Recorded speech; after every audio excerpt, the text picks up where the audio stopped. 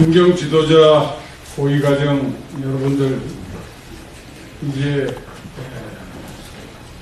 얼마 안 남으면 곧 졸업식을 하게 예정되어 있는 걸로 알고 있는데, 그동안 1년 동안 온 각지에서 강의 들으시느라고 부쩍 수고들 많이 하셨습니다.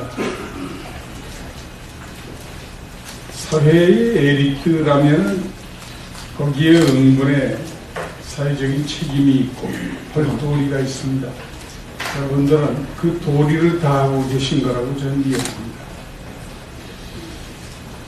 제가 오늘 여러분들에게 강의하려고 하는 제목은 뒤에 써 있는 것과 같이 우리의 오늘을 바로 알자, 그렇게 정해봤습니다. 이제 우리는 15일 후면은 새로운 대통령을 선출하는 투표를 해야 합니다.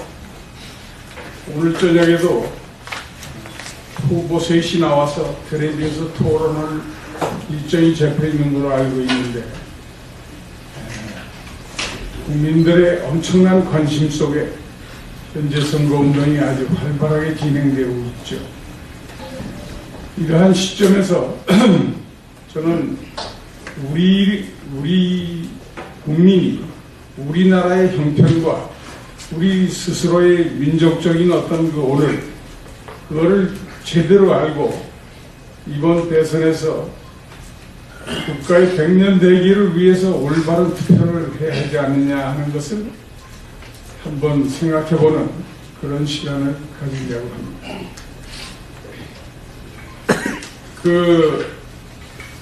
우리 민족은 인류학적으로 얘기하면 우랄 알타이 어개고, 몽골 반점이 어려서 그 유아 쪽에 다들 나타나는 그러한 그 몽골리안에 속하는 민족이죠. 중앙아시아 쪽에서 처음 시작이 된 일종의 유목민족인 것 같습니다. 그 유목민족 같은, 우리는 그 후에 기만민족이라고 이름을 지었지만 그 유목민족이죠. 민족이 어떻게 흘러서 이 만주를 거쳐서 백두산 근처에 어떻게 와서 원주민 여자와 사이에 어떻게 아마 결혼이 돼가지고 자손을 퍼뜨린 게 그 이바가 단군 신화 아닌가, 이렇게 저는 이해하는 사람입니다. 그 이후 우리가 고조선을 단군이 세운 이후 단군 조선이 어느 분 학자의 그 저서를 보면은 단군이 47대까지 되어 있는 걸 저는 봤어요. 그것이 전부 신화라고 해서 부정하는, 이게 정설인 것처럼 되어 있는데 그건 너무 잘못된 게 아닌가 하는 그런 생각을 합니다. 어쨌든 우리는 이 땅에 약 보통 흔히들 얘기하기 반만년, 5천년 역사, 하지만은 전 한 3, 4천 년은 되지 않는가 그런 생각을 하는데, 그 긴 세월 이 땅에서 태어나서 여기서 살면서 자손을 퍼뜨리고 오늘까지 이르렀는데, 그동안 우리 민족은 너무 가난했고 무지했고, 가난하기 때문에 무지했고, 무지했기 때문에 가난한 빈곤과 무지의 악순환 속에서 수천 년을 사는 민족이라고 생각합니다. 그런가 하면은 변방의 조그만 나라, 약소국가의 한을 갖고 있어요. 가난의 한을 갖고 있어요. 그렇게 살아내려왔습니다. 그런데 우리 여러분과 저나 다음에 한 가지죠. 우리가 오늘 살고 있는 대한민국, 이 대한민국 어떻습니까? 지금 너무도 당당한 나라가 됐죠. 꿈 같은 얘기입니다. 저는 1인당 소득 50불도 안 되는 시절에 중학교를 보냈어요. 꿈 것 같아요. 흔히들 그렇게 얘기합니다. 2차 세계대전이 끝난 이후에 이 세계에서 수없는 식민지가 독립을 했고 수없는 조그만 나라들이, 신생국들이 생겨났는데, 그 많은 나라의 숫자가 140개라는 설이 있고 85개라는 설이 있는데 어떻든 100개 전후한 신생국 중에서 정치적으로 민주화, 경제적으로 산업화에 성공한 유일한 나라가 우리 대한민국인 거, 그 틀림없는 사실입니다. 이런 나라를 우리 국민이 만들었어요. 요새 보십시오. 우리는 한국에서 개최한 G20회의의 의장국이 됐어요. G20의 의장국입니다. 그런가 하면 유엔 안보리의 그 이사국이 또 얼마 전에 두 번째 됐죠. 유엔 사무총장이 어떤 자리예요? 국제적인 신망이 있어야 되고 힘이 있어야 되고 지혜가 있어야 되고 존경을 받아야 되는 우리 외무장관 출신의 반기문 총장이 유엔 사무총장이 됐어요. 그런가 하면 다트마스 때 총장으로 있던 김용 씨가 IBRD 총재가 됐어요. 이런 건 정말 꿈도 못 꿨던 일이에요. 몇 년 전에. 어디서 제가 자료를 봤는데 미국 백악관이 대통령이 전 세계에 걸친 여행을 하다가 급작스럽게 병이 나면 가서 치료받을 수 있는 병원으로 몇 개가 지정되어 있대요. 그런데 제일 첫 번째가 독일에 있는 와이츠 미 공군 기지병원, 그게 첫 번째고, 두 번째가 삼성 서울병원이 지정되어 있답니다. 이게 아주 아무 일도 아닌 것 같지만은 보통 일이 아니죠. 우리나라의 의술도 그 정도 수준에 가 있어요. 정말 자랑스럽습니다, 우리가. 몇 년 전만 해도 메이드 인 USA, 메이드 인 재팬 하면 우리가 부러워했어요.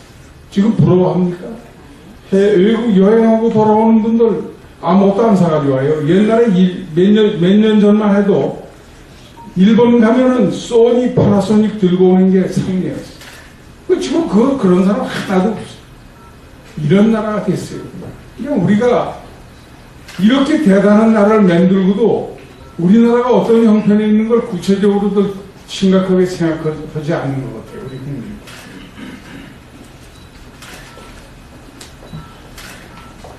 우리가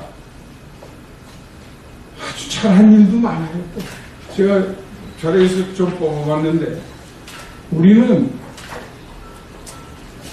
그 많은 인구를 거느리면서 주곡도 자금 못한 비참한 그런 생활을 60년대, 70년대 중반까지 했어요. 그래서 정부에서 산하 제한을 하지 않았어요. 그 산하 제한을 완벽하게 소화해낸 게 우리 국민이에요. 인구업체에 완전히 성공했어요. 그래서 지금은 너무 안 나서 걱정이라. 출산율이 1.1%니 하도 난리치니까 1.4%로 요새 올랐대요. 조금. 그래도 인구 늘지 않습니다. 그 추세로. 인구업체 당당하게 했죠. 아프리카 흑인들 말이에요. 그 애들을 7, 8 나가지고 전부 굶어 죽고 병들어 죽는 모습을 볼 때 우리가 몇십 년 전에는 그거에 대동소이한 모습이었다. 저는 그렇게 생각합니다. 여기 생명과학대학에 여기 학장님도 아마 농대 이학과를 나오신 것 같은데 우리는 산림 녹화에 100% 성공한 그런 또 나라고 그걸 해낸 국민입니다. 6.25 피난 가서 산에 나무를 갔는데 비어가지고 내려올 게 없어. 산이 빤빤해서. 이게 풀을 말이죠. 갈대 같은 거를 몇 메다씩 돌아다니면서 하나씩 끊어서 이 한 묶음 만들어가지고 내려왔던 기억이 나. 그게 우리나라의 산이었어요. 산림 녹화에 성공했죠. 그동안 환경에 굉장한 운동이 벌어지고 정부도 노력하는 결과 한강물을 더 우리가 식수로 먹자. 이것도 자랑스러워.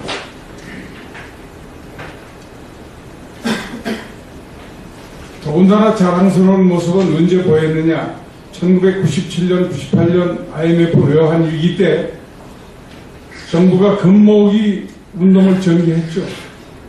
그때 우리 국민들이 27억 브로치의 금을 내놨어. 전부 집에 어린애 100일 돌 때 들어온 조그만 반지부터 큰 금두꺼비까지 전부 내놨어. 세계에 이런 민족은 없는 거예요. 그때요, 한국에 와 있던 미국의 부대사지, 크리스텐헨이라고 하는 부대사가 있었어요. 근데 평화봉사단으로 옛날에 목포 지역에 활동했던 그런 전력으로 한국말을 잘, 저하고 아주 친하게 지냈어요. 그 사람이 그 전후에서 저를 만났는데, 한국인들 금모으기 운동에 호응하는 모습 보고, 자기는 미국에 있는 자기 친구 기업하는 사람들한테 너희 안심하고 한국에 투자해. 세상에 이런 민족은 없다. 그렇게 자기가 감동을 받았다고 하는 얘기를 들었어요. 그것도 전 세계적으로 엄청난 파동을 일으켰고 감동의 물결을 일으켰던 사건입니다. 사실 그것도 자랑스러운 일이에요. 우리가 서울 지하철이요, 시설면에 있어서나 질서면에 있어서나 세계에서 제일 뛰어난 지하철이 요새 서울 지하철. 얼마 전에 내 집안 조카 되는 애가 영국 정부의 금융관계 일을 보는 아주 고위직 공무원을 한국에 출장 온 사람들을 안내하고 김포에서 일부러 9호선을 타고 쫙 잠실까지 왔대요. 내내 입을 벌리고 놀래더라고요. 한국이 이런 정도냐. 그렇게 자랑스러운 게 서울 지하철. 요새 고속도로 화장실들 들어가 보신 분들 다 놀라셨죠. 얼마나 깨끗합니까? 세계 어느 나라 고속도로고 뭐 공중 화장실이 그렇게 깨끗한데 어디 있어요? 굉장히 자랑스러운 일이에요. 또 우리 전국의 우리 도로만 이제는 더 어디 뚫을 때도 없고 포장할 것도 없어요. 어쩌다가 호남, 전남, 경북 지역 뭐 다 매한가지 달려보면 이게 우리나라, 과연 우리나라인가 그런 거를 느끼는 그런 순간을 갖는데 이것도 정말 자랑스러운 일 아닙니까? 그래서 이러한 그 외형적인 어떤 그 우리의 자랑거리 이런 걸 떠나서 더 심층부에 들어가서 우리가 그러면 세계 최고 수준에 올라간 거는 뭐가 있나 제가 또 찾아봤어요. 얼마 전 여러분들 아랍에미리트의 원자력 발전소 4기 우리가 수주한 거 다 들어서 아시죠? 이 원전 문제가요, 일본의 후쿠시마 후쿠시마현 원전 사고로 인해서 뭐 문제가 많은 걸로 문제가 돼서 일본은 전 원자력 발전소 다 불을 껐는데 과연 그렇게 갈 수 있습니까? 일본 요새 전력난에 경제가 주춤거리고 뒷걸음질하자. 결국은 이 녹색 성장으로 갈 수밖에 없는 그러한 세계적인 조류나 경제성을 생각할 때 원자력 발전소에 의존 안 할 수가 없어요. 그게 또 하나의 세계적인 흐름입니다. 터키도 원전 만들려고 그러죠. 중국은 자꾸 늘리려고 그러죠. 근데 이 원전 건설에 우리가 당당하게 뛰어드는 겁니다. 이 선진국들을 그리고 이번에 그 아랍에미리트도 프랑스하고 경쟁해서 이겼어요. 프랑스가 원전에 유럽에서는 제일 가는 나라고. 그런데 프랑스를 제끼고 우리가 따냈어요. 원전의 제일 문제점은 안전성 아닙니까? 안전성과 관련해서 우리는 원전 돌립인 지 30년 동안에 한 번의 사고도 없었어요. 요새 무슨 부품이 어떻게 돼서 한 거, 그런 건 사고로까지 칠 수 없는 일이고, 안전성을 문제 삼을 만한 그런 사고가 한 번도 없었어요. 세계적으로 한국 원전 기술은 공인을 받고 있습니다. 안전 문제와 관련해서. 그래서 이 아랍에미리트도 우리한테 흔쾌히 내준, 우리 이 아랍에미리트하고 계약한 게 얼마인지 아세요? 47조 감사합니다. 47조. 또 여러분들 많이 이용하셨을 인천국제공항, 제가 총리를 재직 기간에 또 준공식을 했는데 정말 저는 인천공항 갈 때마다 옛날 생각이 납니다. 인천공항이 7년 연속 세계 최고 공항으로 상을 받았잖아요. 금년까지 7년 연속. 일본에 날이 따고 무슨 싱가포르에 홍콩에 미국에 무슨 다 소용없어요. 우리 인천공항이 세계 최고 수준의 그런 공항입니다. 입국 소요 시간이 12분이에요. 출국 소요 시간 16분. 뭐 더 할 말이 없어요. 나리다 공항보다 여객수가 월등하게 많아요. 인천공항은 이제 전 세계 공항의 하나의 디자인적인 모델이 되어버렸어요. 다들 견학하러 옵니다. 여기 선진국들의 공항 관련 기술자들이 도대체 어떻게 했느냐 와서 전부 견학하러 온대요.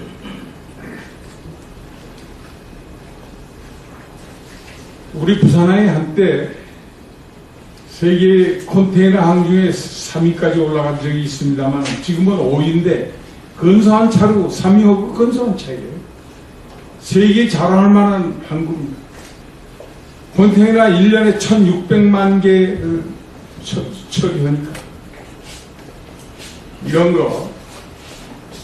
또 우리 1등이 또 있어요. 조선 배 만드는 거. 그건 우리를 따라올 나라가 이제는 없습니다. 그 전에 일본이 밑에서 깝죽깝죽 했는데 그건 완전히 포기했고, 중국이 선봉양에서 무슨 한때 작년인가 앞선 적이 있었는데 그건 전부 벌크선, 컨테이너선 같은 별로 고도 기술이 아닌 저급 기술에 의해서 만드는 거지. 해저 유전 개발 같은 그 설비하는 드릴식, 또 해상 브랜트, 또 크루즈선, 가스 운반선, 이런 고부가 가치의 그런 거는 우리나라 빅3가 현대중공업, 대우중공업, 삼성중공업이 싹쓸이 해버려요. 그리고 화물선도 조금 고급스러운 화물선은 70% 싹쓸이 해버려요. 우리나라 빅3. 이것도 세계 제일 아닙니까? 그리고 그 삼성이 얼마 전에 20나노급 D램을 개발해서 성공했어요. 나노라는 게 여러분들 다 아시겠지만은 10억분의 1m를 나노라고 하지 않습니까? 이 머리카락을 한 10만, 20만 분의 1로 쪼개야 1나노예요. 근데 그거의 20배, 20나노의 반도체 D램을 개발하는데 성공했어요. 일본이고 미국의 이런 회사는 따라올 거 다 포기했어요. 이게 D램 시장은 우리 삼성전자하고 SK 하이닉스가 전 세계 70% 이상 80%까지 다 차지하고 있어요. 이런 나라가 우리나라예요.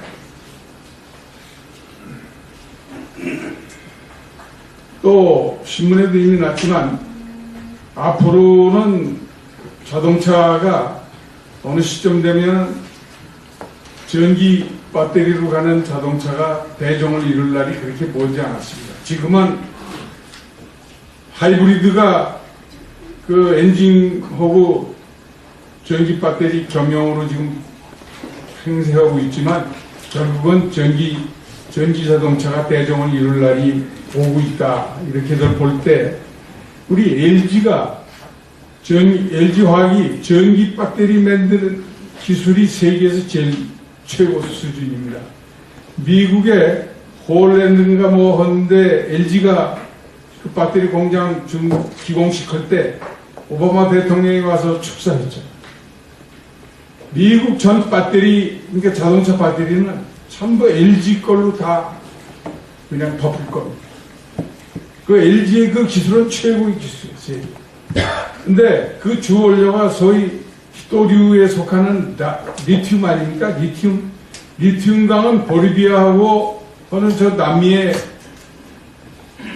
칠레인가 하고 그 광산이 제일 많대요. 근데 우리나라 벌써 LG가 그 광업권 상당 지분을 다 차지했어요. 그 밖에 서울의 강남에 있는 차병원이 인공혈액 개발 기술을 어느 정도 성공을 했어요. 이제 인공혈액이 지금은 혈액은 뭐 인공으로 아직은 뭐 택도 없는데 이 줄기세포주를 이용해서 인공혈액을 생산하는 1단계 원리 개발에 성공했다고 합니다. 앞으로 한 4, 5년 후면은 인공혈액을 세계 최초로 만들어내는 그러한 병원이 되고 나라가 될 거다. 그런 얘기입니다. 또 제 일은 아니지만 자랑할 게 현대자동차, 기아자동차입니다. 미국 시장에 상륙한 지 이제 한 25년 미국 시장에 처음 포니를 내다 팔았으니까 그 25년 만에 수입 자동차 중에서 미국 시장에서 1등이 됐어요. 작년에. 중국 시장도 10%를 넘겼어요. 현대자동차 기아가. 그래서 중국에서는 3위를 합니다. 수입차 중에. 더군다나 현대 그 X가 미국에서 대형차 경쟁에서 벤츠, BMW, 아우디 이런 독일 차들, 넥서스 이걸 다 제꼈어요. 또 우리가 여러 해 전에 독일에서 잠수함 기술을 들여다가 우리나라 해군이 쓰는 잠수함을 만드신 걸 여러분들 아실 거예요. 이제는 우리 독자 기술로 인도네시아에 잠수함 수출을 했어요. 금년에 잠수함 1조 2천억어치를 수출했어요. 그 밖에 삼성의 기술은 이제 세계 전자회사들이 이제 뭐 추월하려고 하는 생각은 아예 포기했고, 그래서 이제 서로 사는 길을 택한 거예요. 삼성이 미국의 IBM, 마이크로소프트, 일본의 소니 이렇게 세 개사하고 크로스 라이센스 계약을 했어요. 그러니까 각각 특허가 있는 기술을 서로 교환해서 쓰는 계약이에요. 그렇게까지 갔어요. 얼마 전에 사고가 나서 아주 무척 국민들이 애도의 표시를 한 소위 T-50 그 우리 국산 항공기, 국산 전투기, 그것이 아주 정비사의 사소한 실수로 추락이 돼서 조종사가 죽었는데 그 비행기 인도네시아에 16대 수출하지 않았어요. 우리 손으로 만든 전투기를, 초음속 전투기를 수출할 수 있는 그러한 단계까지 우리가 가 있는 것도 자랑스럽다고 저는 생각합니다. 그동안 1997년 말부터 닥쳐온 IMF 외환위기 이후에 우리는 IMF의 지원 자금을 갖다 쓰는 죄로 IMF에서 무리하게 요구하는 경제 구조 조정, 그걸 하지 않을 수가 없었어요. 은행을 무수하게 제3국에 팔아야 됐고, 퇴출시키고, 기업을 퇴출시키고, 재벌이 30개였던 게 17개가 퇴출되지 않았습니까? 그런 수모를 겪었어요. 그러던 게 우리나라 기업인데, 이제 몇 년 전부터 서서히 외국 자동차를 우리가 기업 사냥을 하기 시작했잖아요. 여러분들 다들 보셨겠지만 그렇게 아주 재밌게 보진 못하신 것 같은데, 우리나라가요 그때 얼마나 처참했습니다. 금리도요 IMF에서 25% 이상으로 올려라, 그래야 돈이 예금이 될 거 아니냐. 그 금리 올렸어요. 금리 벼락을 올리니 망해가던 기업이 얼마나 큰 타격을 받습니다. 그걸 감내하면서 IMF 시키는 대로 국정을 하지 않을 수가 없었어요. 그러던 우리 기업인데, 가장 대표적으로 우리가 맥힌 게 삼성자동차. 이건희 회장이 그냥 심혈을 기울여서 만들었던 삼성자동차를 프랑스 르노이트에 맥혔잖아요. 대우자동차 GM에 맥혔죠. 쌍용자동차 중국인테 맥혔어요. 다 이런 식으로 무수하게 맥혔어요. 그런데 이제는 우리가 외국의 기업을 이제 무수하게 또 사냥을 하고 있어요.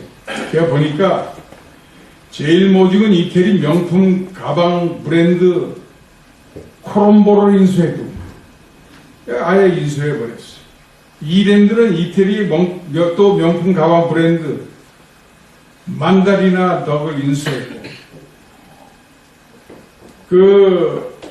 큰 것만 몇 가지 얘기 드리면, 삼성물산이 미국의 석유가스업체 페트라를 인수해가지고 텍사스 뉴멕시코주에 있는 유전 8개, 가스전 2개를 보유하는 그러한 쾌거를 올렸어요.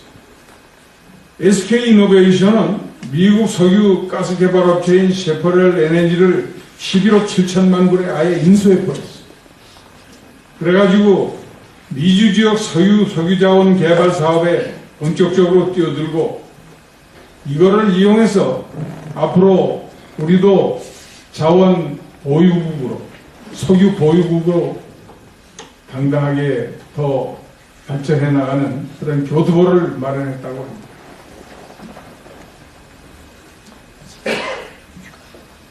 총체적으로 또 한번 검토를 해보면, 우리는 이제 무역 규모가 1조 불이 됐습니다. 1조. 무역 규모가. 1조 불이면 세계 9위의 무역 대국. 우리가 처음으로 박정희 대통령이 상공화국 초에 경제개발 5개년 계획을 시작하면서 수출 입국, 공업 입국의 기치를 내걸고 해외에다 뭘 내다 팔아야 산다고 하는 길을 걷기 시작했는데, 초기에 뭘 갖다 내다 팔았는지 여러분들 잘들 기억 못 하실 거예요. 오징어, 또 남해안에서 잡히는 화로, 무연탄, 질 좋은 무연탄을 전부 일본에 팔아먹었어요. 우리가 못되게. 그런가 하면 어머니 누이들의 머리를 잘라가지고 모은 그걸로 만든 가발, 이런 거를 수출해가지고 1964년 11월 30일 날 우리가 1억 불을 처음 돌파했습니다. 국가가 1억 불이에요. 국가가. 64년 11월 30일. 그래서 박 대통령이 하도 기뻐서 11월 30일을 무역의 날로 정하고 대면 기념 행사를 했어요. 수출탑을 주고, 그게 그러던 나라야, 우리가. 이제 그게 조금 공업화가 돼가지고, 가발에서 이제 신발, 섬유, 합판, 이런 경공업 제품을 수출해서 10억 불대를 이제 유지해 나가다가 자동차, 조선, 제철, 석유화학 제품 등을 거쳐서 이제는 첨단인 스마트폰, 반도체, 명품 TV 등 가전제품 이런 것 수출이 대정품 아니에요. 이런 나라가 아주 그동안 변환된 게 불과 몇십 년 사이에. 그래서 삼성과 LG는 첨단 TV나 핸드폰, LCD 기술, 반도체 D램, 그 외 가전제품 전 분야에 걸쳐서 일본을 완전히 제껴버렸죠. 그래서 일본 소니, 패나소닉은 완전히 수조씩 적자 내고 완전히 거들거들해요. 그런가 하면 현대, 기아차는 일본의 도요타, 마쓰시다, 혼다, 닛산 다 제꼈어요. 그리고 해외 시장에서, 유럽 시장에서도 점유율 1위를 기록하고 있잖아요.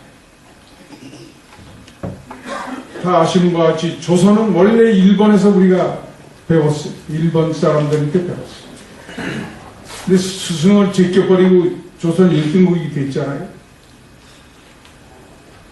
요새 더군다나 문화적으로도 K-팝이 이제는 동남아, 유럽, 중동이 아니라 미국 본토, 유럽 본토까지 전부 휩쓸고 있잖아요. 우리 문화가, 우리 고유의 문화가 우리만 즐기는 문화가 아니라 세계인의 문화가 되고 있어. 얼마나 자랑스럽소. 그런 한편 우리는 세계 인류 평화에 많은 공헌도 했습니다. 여러분들 잘 아시는 것 같이 우리 한국군이 유럽, 아프리카, 중동, 이 남태평양까지 여러 군데 PKO 파견했죠. 평화유지군. 우리 평화유지군은 가는 데마다 칭송받았어요. 지금도 칭송받아요. 최고의 군대야.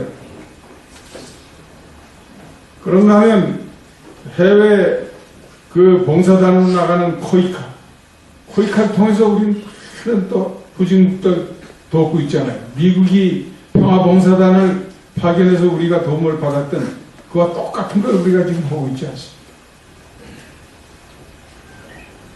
그 다음에 기독교계에서도 말할 것도 없고 천주교 이태석 신부 같은 분 아프리카에서 헌신적으로 구호 활동을 하다가 돌아갔지만은 슈바이처 박사의 비견되고 있지 않습니까? 이런 것도 전부 국가적으로 큰 자랑입니다. 우리가 미국의 루시안 유엔 여러 나라들의 구호물자가 아니면 국민들이 생명을 지탱할 수 없었던 시절을 보낸 우리가 이제는 ODA 등 수많은 나라에 우리 돈을 먼저 해줘요. 먼저 받던 나라가 먼저 하는 나라로 바뀌었어요.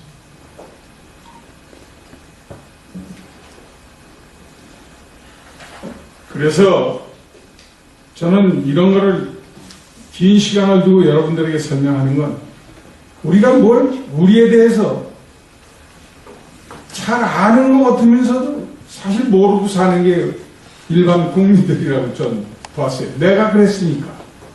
그래서 한번 이걸 정리해보자 해서 이렇게 정리해놨는데 너무 어지럽게 말씀을 드려서 죄송합니다만 우리는 아까도 말씀드린 것처럼 원조를 받아야 먹고 살던 간신히 생명을 유지하던 나라가 원조를 하는 나라로 바뀌는 사이 이런 모든 분야에서 세계 제일이 쏟아져 나오고 세계에 자랑할 일이 우리 손으로 다 만들어졌어요. 저는 단군 이래에 가난과 무지의 한을 가지고 살았던 우리 조상들, 약소 국가, 변방 국가의 그러한 그 작은 거에 대한 컴플렉스를 가지고 살았던 우리 민족. 하늘에서도 지금 통쾌하게 생각하고 계실 거다. 그런 생각합니다.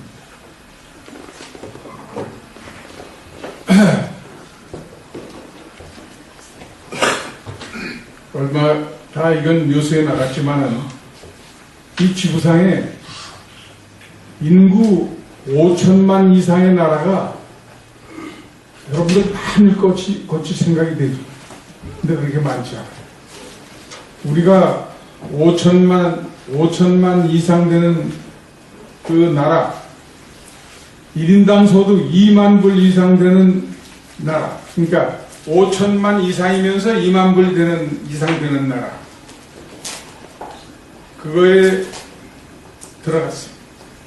우리가 7번째로 들어갔어요. 7번째.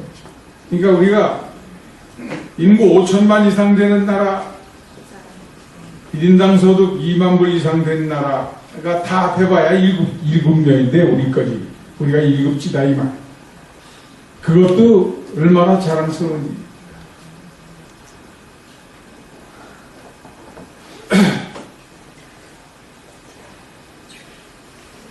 그래서 우리 국민들이 이렇게 자랑스러운 역사를 만들어 놓고도 뭔가 괜히 우리 스스로 우리 뭐 엽전이라고 그러잖아요. 엽전. 이런 비하하는 말이나 함부로 쓰고 핫바지라고 그러고 말이에요. 그런 게 너무 안타까워서 안기문 총장이 이런 말을 했대요. 한국이 신생 선진국이 된 것을 전 세계가 기정사실로 다 인정하고 우리 한국을 부러워하고 있는 마당에 당사국인 우리 한국 사람들은 대부분 이것을 잘 모르고 인정도 하지 않으려 하고 있다고 개탄한 바가 있고 반기문 총장이 전 세계 돌아다니면서 그랬을 거 아닙니까? 그 한국 사람이라는 거 아니까 한국에 대한 이런 여러 가지 징송이 헐거리가 얼마나 많아. 그런데 한국 사람들은 국내 뭐 정치 싸움하는 패거리들은 더 심하잖아요. 그냥 깎아내리는 패들이 있잖아요. 예, 그걸 무척 안타까워했다고 합니다. 이 반기문 총장이. 반기문 총장은 내가 총리 쪽에 외교부 차관을 했는데 참 아주 성실한 사람이에요.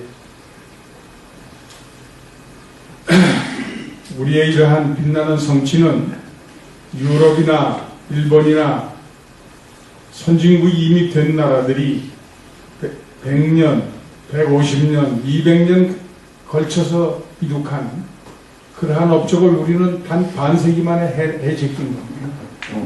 우리가 건국은 1948년에 했지만 48년 직후에 정신 왔다 갔다 할 때 50년 6.25 사변 터졌죠. 그래가지고 50년대 53년에 휴전이 됐어요. 그리고 이제 조금 정신 차려서 서울도 잿더미를 해치고 뭐 건물도 좀 짓고 뭐 이렇게 개인들은 잿더미 제치고 그 자리에다 학고방 짓고 토담집 쌓고 그렇게 살기 시작했죠. 1962년에 처음 박정희 대통령이 경제개발 5년 계획을 시작합니다. 그렇게 따지면 지금 딱 50년이요. 50년 반세기에 다른 나라들은 100년, 200년, 300년 걸려서 만든 그러한 성취를 우리가 이룩한 민족이에요. 이게 세계사에 유례가 없는 거예요. 세계사에 유례 없는 이런 성취를 이룩한 왜 한국인이 당당하지 못합니까? 당당하게 이제는 당당하게 한국인임을 자랑스럽게 생각해야 한다고 저는 믿습니다.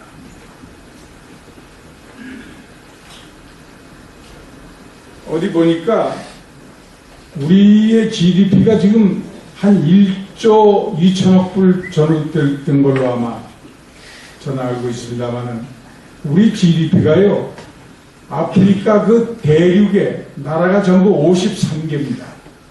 53개국 전체 GDP보다 우리 GDP가 더 커요. 그러니까 아프리카의 비극을 쉽게 할 수 있죠. 거기에 우리는 얼마나 조건이 나빴습니까? 부전자원이 뭐 있어요? 강원도에서 그 고생하고 걔는 연탄 그거밖에 없어요. 그리고 석회석 세멘트 만드는 데 쓰는 그 강원도에 많죠. 정선 무슨 저 동해 쪽.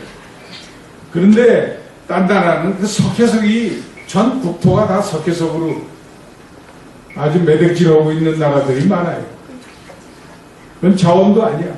그러니까 우린 부전자원이 아무것도 없는 나라야. 쉽게 얘기하면. 부전자원이 100% 거의 가까운 결핍 상태에 있는 땅덩어리 위에다가 뭘로 해내냐? 사람의 힘 하나로 오늘을 일으킵니다. 부전자원의 결핍을 우리 국민은 높은 교육열로 메꿨습니다. 우리 어머니들의 그 높은 교육열, 그게 원동력이 돼가지고 오늘의 한국이 있는 거라고 저는 믿습니다.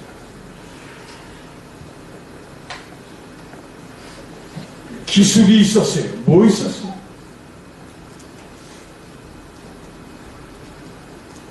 땅덩어리는 조막대기만.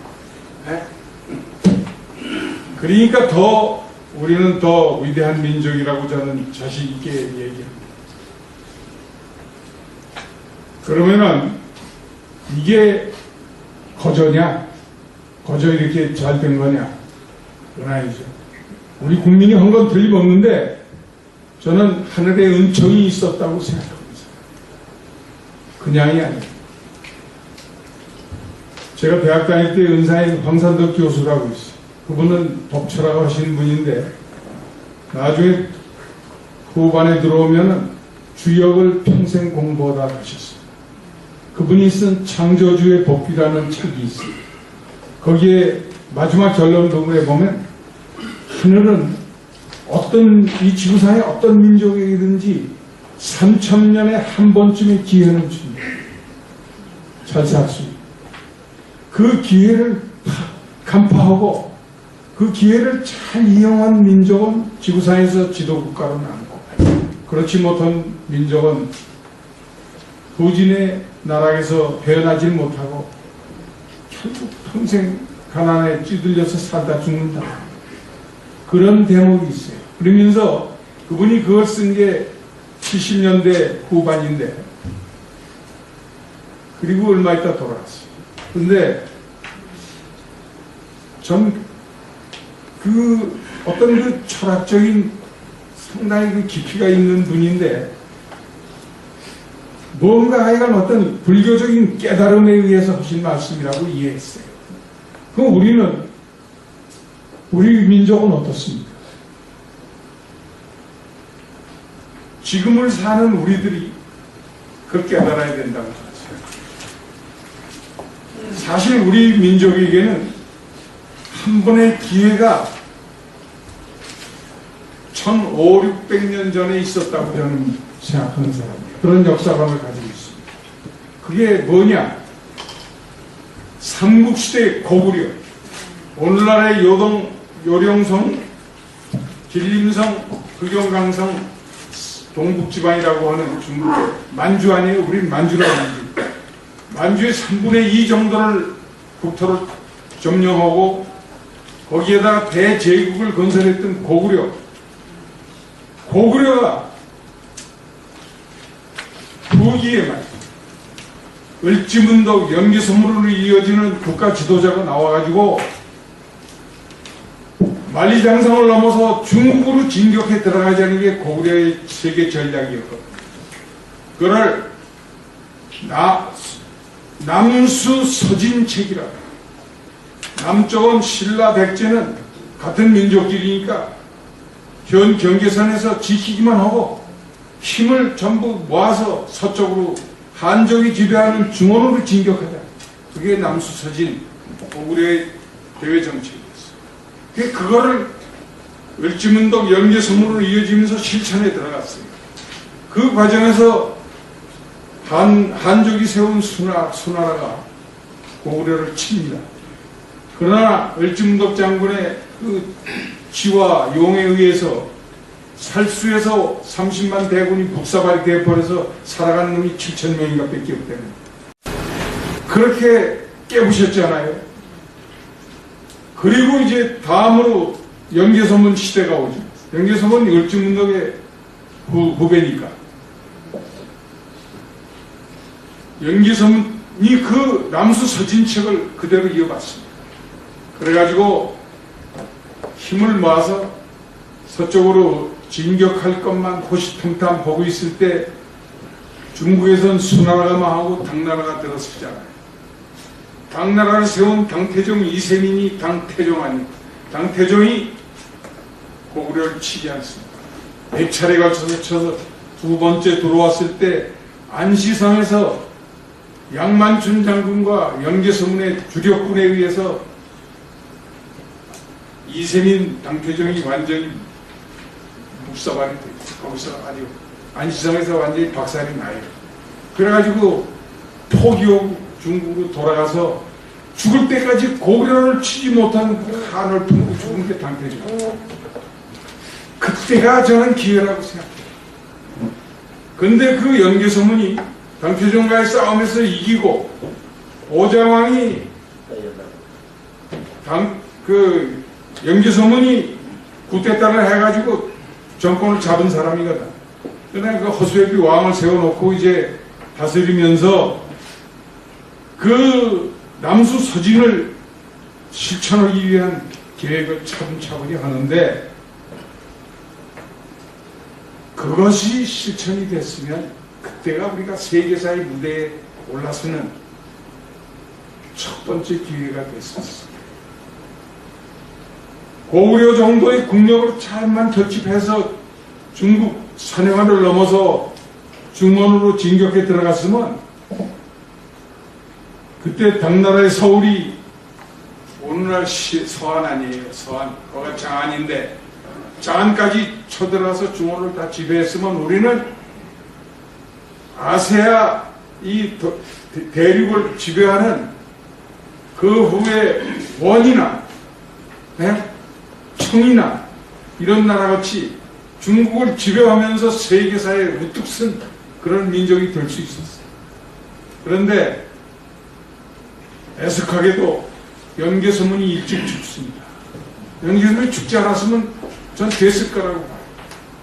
연개서문이 죽으면서 아들 삼형제가 전부 내분이 일어나가지고 난리치다가 당나라 세력을 그 형이 끌어들여가지고 고구려가 평양성에 함락되지 않습니까? 그래가지고 고구려의 꿈은 사라졌어요. 우리 민족의 꿈이 사라졌어요. 충분히 연개서문이 죽지 않았으면 저 됐으리라고 하는 믿음이 있어요. 그때가 우리 민족이 한번 세계사에 등장하는 기회였다. 하늘이 준. 근데 그걸 우리 민족이 못 살렸다. 그건 또 천운이야. 그렇게 생각을 합니다. 그게 왜 될 수 있다고 하는 확신이 있느냐 하면 그 후에 몽골이라는 게 참 북방의 그 얼어붙은 초원에 거기서 일어난 조그만 부족 아니에요? 부족. 그 징기스칸이 그 부족들을 전부 통일을 해가지고 중국을 친 거 아니에요? 금나라를 쳐가지고 북경을 중국의 본토를 다 먹어버리고 대원제국을 만들어서 중국을 통치하지 않았어요? 그 변바에 우리보다는 조그만 민족이. 또 그 다음에 여진족이 후금이라는 나라, 만주에 살던 여진족이 우리한테 조공 바치던 여진족이 후금을 건국해가지고 산해화를 넘어서 중국으로 쳐들어가서 명나라를 없애버렸죠. 그리고 대청제국을 만들었지. 우리는 그 대청제국인데 조공바치는 속국이었어요. 병자호란 때 우리가 다 해가지고 처참하게 되어버렸지만 그 여진족도 중국을 먹을 수 있었는데 우리 고구려가 왜 먹어요? 충분히 됐을 거라고 하는 믿음이 있어요. 그리고 오늘날이 하늘이 우리 민족에게 준 두 번째 기회라고 생각합니다. 이게 지금까지 말씀드린 우리의 자랑, 우리가 세계 제1위라고 볼 수 있는 근거, 이런 모든 것들이 그냥 이루어졌다고 저는 생각합니다. 하늘의 은총이 있었습니다. 그래서 이 기회를 우리가 아주 잘 살려나가는 데 있어서 지금부터가 아주 중요한 시점이라고 저는 생각해요. 대개 2만 불에서 3만 불 올라가기가 그렇게 어렵답니다. 2차 대전의 많은 선진 유럽들은 여러 나라를 보아도 그렇고 가까운 나라 일본도 그렇고 올라가는 게 그렇게 어려워요. 근데 지금 우리 한국 경제가 빨간불이 요새 많이 켜지고 있지 않습니까? 전 세계 경제가 불경기 때문에 수출로 그동안 버텼는데 수출이 문제가 되고 있죠. 그리고 미국이 세계 경제에 거의 원동력 역할을 했는데 미국이 지금 경제적으로 엄청난 재정 적자, 엄청난 양의 외채, 세계에서 제일 많은 빚덩어리를 안고 있는 나라가 미국이야. 그리고 제일 큰 채권을 걸머쥐고 있는 게 중국입니다. 중국은 우리는 외환 보유고가 3,200~300억 불 되는데 우리도 미국의 정부가 발행한 국채를 3,200~300억 불 중에 한 85%는 우리 미국 연방정부 재무서에 발행한 국채 가지고 있습니다. 우리도. 중국은 3조가 넘는 걸 갖고 있어요. 이런 국제 환경의 변화, 그 속에서 우리 한국 경제가 여기서 지금 빨간불이 켜졌어요. 이걸 제대로 극복하려면 정부가 제대로 해야 돼요. 정부가 제대로 하기 위해서는 대통령이 제대로 나와야 돼요. 사실 우리가 오늘의 이러한 1인당 2만 불의 세계 7위의 경제 대국으로 성장할 수 있었던 거와 연관해서 우리는 잊을 수 없는 사람이 전 둘이 있다고 생각합니다. 이승만 박사와 이승만 대통령하고 박정희 대통령. 이승만 대통령은 아무것도 없던 이 불모지 땅 위에다 대한민국을 건국한 그러한 위대한 정치가. 이승만 박사는 흔히들 얘기하는 다른 독립운동가들하고는 다릅니다. 그분은 독립운동을 하면서도 미국 가서 전 세계의 사회 흐름을 정확하게 보시고 자기 역량을 키운 겁니다. 공부를 했어요. 쉽게 얘기하면. 이승만 박사는 미국의 조지 워싱턴에서 학부를 나왔어요. 학부를 했어요. 즉 학사를 했다. 하버드 대학원에서 석사를 했어요. 하버드 대학원에서. 그리고 프린스턴 대학에서 박사를 했어요. 국제정치학 박사. 해방 직후 수없는 독립운동가들이 고국으로 돌아온 그 상황 속에서 이 박사 같은 분이 안 계셨으면 남북 이념의 대결, 국토 분단, 그리고 북은 소련, 남은 미국 그 탐바구니에서 이 이념적인 갈등을 정리하고 남한 이 9만 평방키로 위지만은 여기다가 대한민국을 건국할 수 있었겠느냐. 이 박사의 경륜과 그런 능력이 있기 때문에 미국 사람들이 우선 겁을 낼 정도로 존경했습니다. 메가더 같은 사람이 이 박사한테는 꼼짝 못했어요. 이 박사가 미국을 가야 되는데 비행기 편이 안 되니까 메가더가 내줬으니까. 그런 정도예요. 그렇게 하면서 또 외교적으로 얼마나 당당했어요. 평화선을 요새 일본이 독도가 뭐 저희 땅이라고 하는데 이 박사는 그 독도 밖까지 딱 줄을 그어가지고 이 안에 들어오면 다 잡아온다. 일본 어선들이 그 평화선 침범하면 다 잡아왔어요. 그 선박제 다 못수했어. 그렇게 대일 강경 외교를 펼치면서 미국에 대해서도 당당했어요.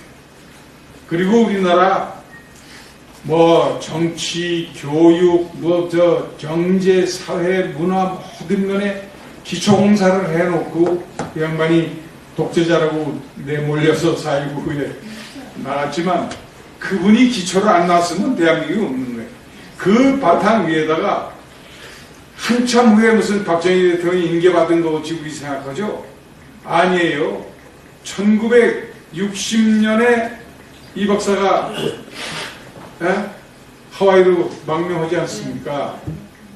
대통령직에서 4.19 때 청와대에서 나오잖아요.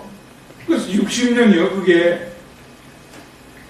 그리고 그 다음에 61년 5월 달에 5.16 아닙니까? 그러니까 거의 이 박사가 통치하고 박정희 대통령이 통치하고 기간에 민주당 정권이 7, 8개월 있었지만은 그건 그냥 조용히 그냥 있다가 끝난 정권이지 국가의 모든 통치행위는 이 박사에서 바로 박정희 대통령으로 이어진 거예요. 근데 무척 그게 간격이 있는 거로도 착각한다. 이게 박정희 대통령이 이 빈 깡통 같은 걸막 같은 나라를 이걸 쿠데타를 통해서 잡았는데 기가 막힐 거 아니에요. 그 양반이 그런 가운데도 1962년에 경제개발 5개년 계획을 시작합니다. 그러면서 경제개발의 그 목표를 공업화에다 두는데 외국에서 수입을 해서 쓸 물건, 그 수입품을 대체하는 공업화, 요 정도로 처음에 생각을 했어요. 그러다 그걸 때려치고 수출 지향, 우리가 살기는 말이야. 어떻게 됐건 뭘 만들어서 내다 팔아야 이놈의 나라가 살지 다른 길은 없다. 수출 있고 공업 있고 이걸 내. 그래가지고 1인당 50불 조금 넘는 나라 상태에서 1962년엔 87불이 됐다고 그래요. 나중에 보니까. 이게 87불 상태에서 경제개발 5개년 계획을 시작해서 오늘의 대한민국의 기초를 만들어준 분이 박정희 대통령 아닙니까? 박정희 대통령의 그 애족심은 여러 가지 일화로 많이 남아있어요. 근데 그 중에서도 가장 아주 인상적인 얘기는 5.16 후 2, 3년 지나서 1964년 경제개발계획은 시켜놨는데 이걸 시동을 걸을 시동 휘발유가 없어. 기름이 없어. 그러니까 미천이 없다 이 말이야. 한국은행 그때 외환 보유액이 2,700만 불이 밖에 없었다.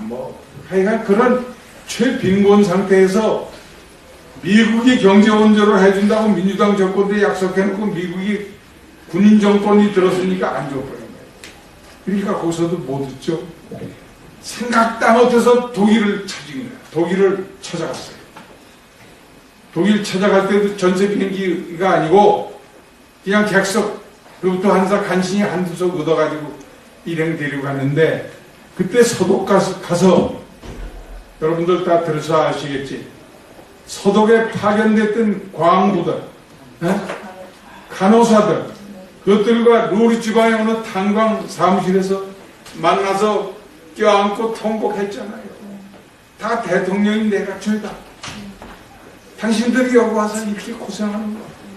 지하 몇천 명이다 갱도에 들어가서 목숨을 걸고 탄광 일을 하는 그 시커먼 그거 뒤집어 쓴 사람들 끌어안고 통곡을 해요. 통곡.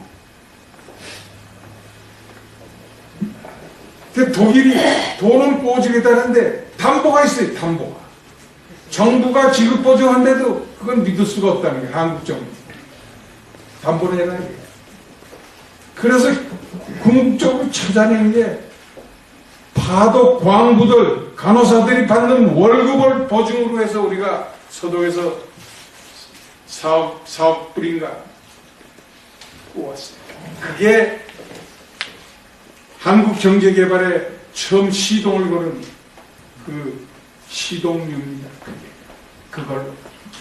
그 다음에 이제 궁여지책으로 일본하고 행정협정 맺어가지고 일본에서 청구권 자금 3억 불, 차관 자금 4억 불, 한 7억 얻어가지고 거기다 보태서 했죠.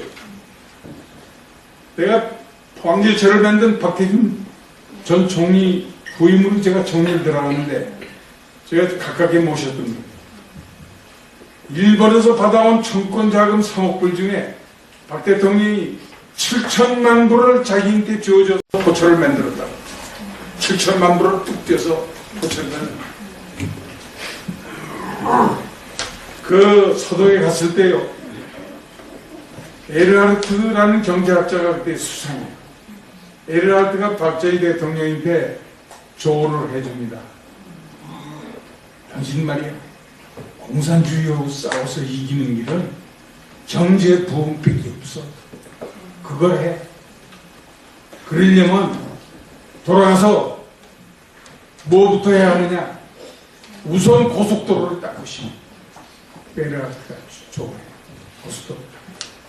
그리고 고속도로 위를 달릴 자동차 공업을 일으켜. 자, 재밌습니다. 그 다음에 제철 공장을 만들어라. 꼭. 그리고 기름이 있어야 되니까 정유 공장을 또 만들어라. 그리고 그 공장들을 돌릴 제조업 기술자들을 양성해라. 그리고 중간층의 이 중산층들을 많이 조성을 해야, 육성을 해야 국가가 이 제대로 발전하는 거니까 중소기업 육성에 정부가 힘을 기울여라. 그리고 마지막 한 마리 더 정말 기가 막힌 조언. 이웃나라 일본하고 왼수인 거 아는데 일본하고 손을 잡아라. 그게 당신들 사는 길. 그렇게 에르하르트가 충고합니다. 박 대통령은 돌아와서 경제개발 추진하면서 코대를 했어요. 포항제철 만들기 전에 경북 고속도로 먼저 시작했을 거예요. 경북 고속도로, 호남 고속도로, 남해안 고속도로 안 만들었으면 우리나라가 오늘 있어요. 그러면서 에르하르트가 그러더래요. 우리 독일의 고속도로는 그 욕먹는 히틀러가 이게 다 만드는 건데 독일 국민들은 이 고속도로 달리면서 히틀러에 대해서 고마워한다. 그런 예를 들어가면서 또 일본하고 손잡으라고 하는 얘기를 하면서 우리 독일은 이웃나라 프랑스하고 역사 속에서 32번 전쟁을 해요. 32번. 그럼 우리도 왼수다 이거야. 그런데 서독 그걸 총리가 말이야. 그걸 대통령이 아데나우 수상한테 손 내밀어서 이게 평화가 됐는데 얼마나 좋은지 뭐 안 싸웁니다. 우리도 일본하고 꼭 손잡아. 그러니까 한일회담 그냥 65년에 확 밀어붙여서 한일회담 타결 본관 그런 얘기부터 박 대통령이 국가를 위해서 한 일은 뭐 이건 말할 수 없죠. 나중에 유신을 한 이후에 이제 용할 때도 국민들이 막 욕했죠. 독재 종신 대통령 하려나. 그러나 박 대통령은 그때 이유가 있다. 월남은 망했지. 월남이 공산화됐지. 북한은 경제적으로 그 70년대 중반까지만 해도 우리보다 낫어요. 북한의 경제 사세. 김일성이 호시탐탐하지. 체제를 굉장히 아주 강한 체제로 김일성이 헌법을 고치고 그랬어요. 그래가지고 이제 유신을 한 건데, 그렇지만 이 다음에 내 무덤에 침을 뱉으라고 하면서 그걸 감내한 그분이 아니었으면 오늘의 한국은 없다. 저는 그렇게 생각합니다. 물론 그 후에 대통령들도 나름대로 국가에 큰 공을 세워서, 박 대통령 같은 공을 세워서 빛이 나지는 않지만은 하더라도 국가를 위해서 한 공적들이 몇 가지씩 있어요. 박정희 대통령 후에 전두환 대통령 아닙니까? 최규하 대통령은 그렇고. 전두환 대통령도 40, 50년 내에 우리의 해방 후에 50년 내에 인플레, 물가 상승, 인플레를 막은 사람이 전두환 대통령입니다. 다들 모르시죠. 그분이 물가를 잡기 위해서 자기 이것 정치 생명을 걸었었어요. 그런 분. 그런가 하면은 처음으로 무역에서 흑자를 내기 시작한 게 전두환 대통령. 85년, 6년에 86년에 47억 불인가 흑자를 냈고 88년에 98억, 89년 한 6, 70억 뭐 이렇게 처음으로 몇백억의 우리 흑자를 내서 우리 한국 경제가 처음 허리를 폈어요. 외국의 악성 부채 많이 갖고 그랬었습니다. 그리고 88 올림픽하고 평화적 정권 교체 선례를 남기고 이런 건 전통이 잘합니다. 그 다음에 노태우 대통령도요, 물태우라고 뭐 아무것도 안 한 것처럼들 아는데 굉장히 훌륭한 일을 많이 했어요. 아까 제가 말씀드린 인천공항, 그것도 노태우 대통령이 한 겁니다. KTX, 요새 경부선 KTX 타보니까 정말 우리가 선진국인 걸 아주 확신을 갖게 되더라고요.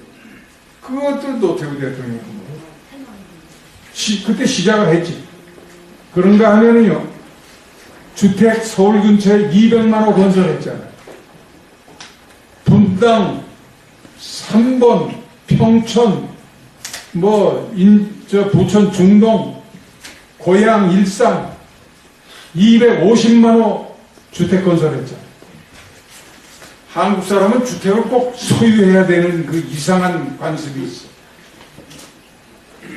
절대 수가 모자라니까 아무 소용이 없지. 그러니까 주택 문제를 근원적으로 해결할 수 있는 계기는 노태우 대통령이 됩니다.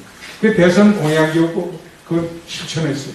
북방에게도 그래. 소련하고 중국하고 다 수교하고 이 동그라판 많은 나라도 수교하고 유엔에 남북한이 동시에 가입하고 남북 간에 처음으로 완벽한 조약 같은 기본 합의서도 만들어내고 그런 거 전부 노 대통령이 한 건데 물태우라고 그냥 한마디에 가버렸어요. 또 끝날 때쯤 돈을 좀 너무 많이 잡수셔가지고만 그렇게 다들 그 있어요. YS가 뭐 했나 어느 분들 많아요. 그분도요 두 가지가 있어요. 자랑하라. 대통령께서는 뭐가 제일 취적이라고 생각하십니까? 그러면 금융실명제. 그거는 우리가 선진 국가 사회로 가는데 꼭 거쳐야 될 갈등이었어요, 사실. 근데 그걸 무자비하게 긴급명령으로 해버렸다고. 국회하고 사전에 상의도 안 하고 따고. 그거는 길게 보면 잘한 거.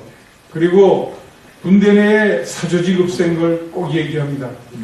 하나회를 아주 박살내버리고 그거를 굉장히 얘기합니다. 김대중 대통령은 제가 모시고 총리를 했지만 그분은 우리 IMF 외환위기를 극복하는데 그분의 지략과 그런 지혜 경륜이 없었으면 상당히 어려웠을 것이다 하는 그 생각을 저는 갖고 있습니다. 우리가 그때 4대 분야의 경제 구조 개혁을 했거든요. 금융, 기업, 공공, 노사 이 4대 분야의 개혁을 통해서 우리 경제를 건전한 경제로 되살리고 IMF 관리 체제를 3년 반 만에 빨리 졸업하게 한 것. 물론 160억 가까운 공적 자금을 만들어서 했지만 이런 거는 그분의 공로라고 저는 생각합니다. 남북 문제와 관련해서 북한에 돈 준 거는 저는 그때도 반대했어요. 그거 돈 준 건 잘못이에요. 그 외에 노무현 대통령에 대해서는 정말 할 말이 많은데 안 하겠습니다. 다만 잘한 일이 하나 있어요. 여러분들 모르실 겁니다. 한미 FTA를 타결. 그거는 주위의 측근 세력들은 전부 반대했는데 노무현 대통령이 고집으로 그걸 타결했어요. 미국과의 FTA는 이건 정말 긴 안목에서 볼 때 기가 막힌 걸 빨리 타결하는 겁니다. EU가 그냥 들어왔잖아요. 그래서 우리가 앞으로 선진국이 되는 데 있어서 얼마나 중요한 건지 모르겠어요. EU하고 미국하고 뭐 남미의 치레하고 뭐 이렇게 몇 나라 FTA 체결하니까 얼마나 우리 경제가 원활하게 돌아가는지 모르지 않았어요. 그런 건 이제 잘한 것 같아요. 다만 이제 노무현 대통령도 북한에 엄청난 액수의 대북 지원을 한 거, 돈을 엄청 갖다 줬어. 그건 용서 못해. 이런 사람들의 이제 이런 역대 대통령들의 잘한 공과 박 대통령이 놓은 기초, 그리고 건국의 기초를 놓은 이승만 박사, 이런 분들의 국가 통치의 힘을 입어서 우리 국민들이 또 그때 잘 따라줬고, 특히 박 대통령 쪽에 새마을 운동 같은 건 전 국민이 호응했습니다. 이런 걸로 인해서 우리의 오늘 세계 7위의 경제대국이 10위권의 경제대국이 된 그게 원동력이다, 이렇게 생각을 합니다. 그런데 요새 어떠냐? 아까도 말씀드렸지만 경제적으로 지금 조금씩 어려운 그 빨간불이 켜지고 있고 그런 것도 중요하지만은 대북 문제와 관련해서 지금 심각한 일이 벌어지고 있지 않습니까? 그게 미사일 발사가 이제 17일이 될는지 19일이 될는지 모르지만은 그 사람들은 인공위성이라고 하지만은 그거는 미사일 시험이 뭐 다른 거예요. 로켓도 제대로 미사일을 장거리 미사일 시험이라고 봐요. 이런 문제를 위시해 얼마 전에 천안함 사건, 연평도 포격 등 이런 정말 한시도 마음 놓을 수 없는 그런 그 악랄한 세력이 북에 도사리고 있는데, 우리 입장에서 뭐니 해도 국가 안보보다 더 중요한 일이 어디 있어. 그래서 앞으로 대통령은 경제도 잘 운영해야 되지만 이 안보 문제를 국민이 안심할 수 있는 수준까지 확고하게 잡아줄 그런 사람을 우리는 꼭 선택을 해야 된다, 이번에. 저는 이번 대선에 우리가 지금까지 이룩한 모든 빛나는 성취가 물거품이 되느냐, 그것이 새로운 도약의 발판이 되느냐 하는 걸 판가름하는 그런 대통령 선거라고 봅니다. 이번에 대통령 잘못 뽑아서 안보 관계를 대북 종북적인 그런 정신 자세를 가지고 대북 관계를 푼다든지, 네? 또 주변 사강과의 중국, 일본, 미국, 러시아 이 주변 사강과의 외교 문제를 잘못 다뤄가지고 우리의 입장을 굉장히 곤란하게 만든다든지, 이런 잘못된 안보 시책을 피는 대통령을 뽑으면 우리는 끝이에요. 그래서 국가 존망이 걸렸다고 저는 이해합니다. 그러한 중요한 행사가 19일 날 우리 앞에 다가왔다고 하는 것을 생각할 때 정말 저도 아주 요새 무척 답답한 그런 하루하루 보내고 있습니다만, 여러 학생님들도 다 같이 고민하고 계시다고 봅니다. 어떻든 지금 이러한 그 훌륭한 대한민국을 만들기까지 우리들의 선대들도 피땀을 흘리고 죽었어요. 저는 국민묘지 가서 볼 때마다 그 수많은 장병들의 그 영영을 생각하면서 6.25 전쟁 때는 고등학교 1학년이었습니다. 다 봤어요. 하여간 어떤 대통령이 뽑힐지 몰라도 절대 직북, 종북 이 노선을 가는 사람은 대통령이 돼서는 우리 국가적인 국민적인 불행이다 하는 것을 분명히 말씀드리고 제 말씀하죠. 고맙습니다.